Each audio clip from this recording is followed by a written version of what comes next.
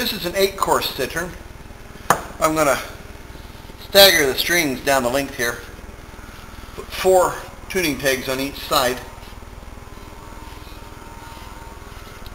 It's a fairly simple design.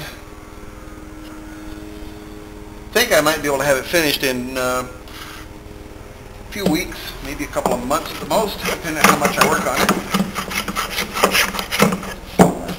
I did splice together. Where's my thing?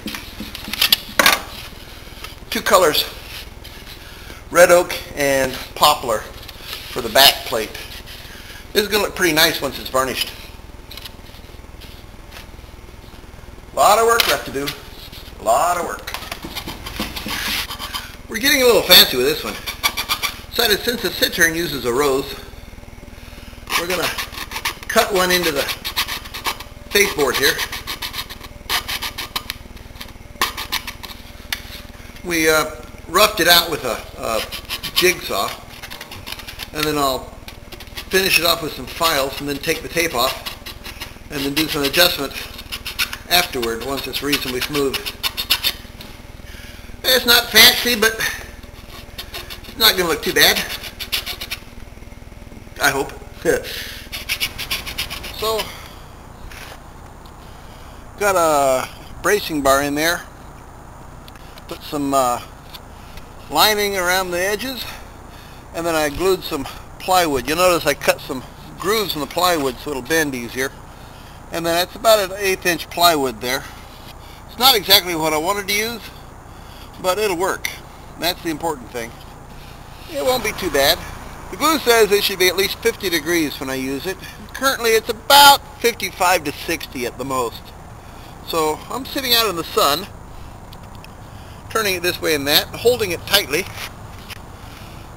until the glue sets up, a half hour or so, and then I can go home.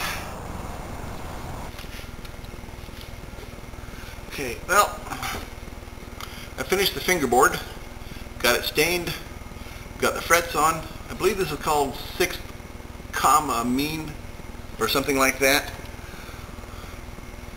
It's different from the modern fret spacing. I stained the rose so it looks like it's inset even though it's not. And you'll notice here it looks a little off-center here. That's because on the Cittern the neck is hollowed out in the back for the thumb. So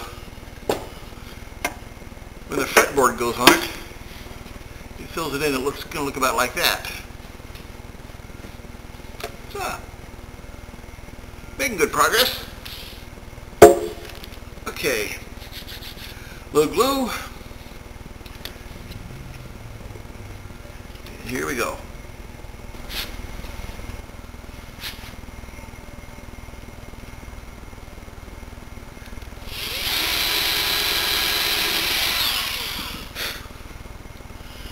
The old Citterns had these long rows of tuning pegs on the head. They were absolutely beautiful. Very gorgeous, very elegant and sophisticated looking. They were also a pain in the neck to try to keep them tuned up. I decided I'm not going to play that game, so here we go again. Oh. Decorations. That came out very well. Very well indeed.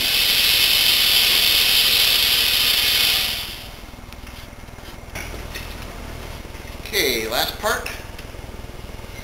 I have phosphor bronze mandola strings. Just slide them under the tailpiece.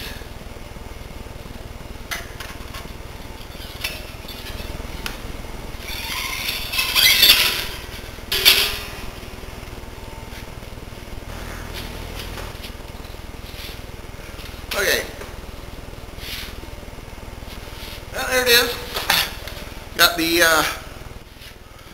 fancy two-tone striped back. Got a really nice tailpiece. The rose is really cheap and really tacky, but the rest of it doesn't look too bad. The tuning is, I think, called Italian tuning.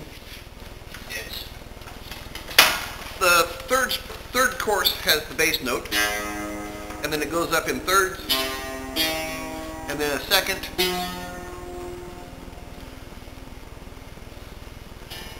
I may have to find another tuning for that, but this is what I'm going to start with.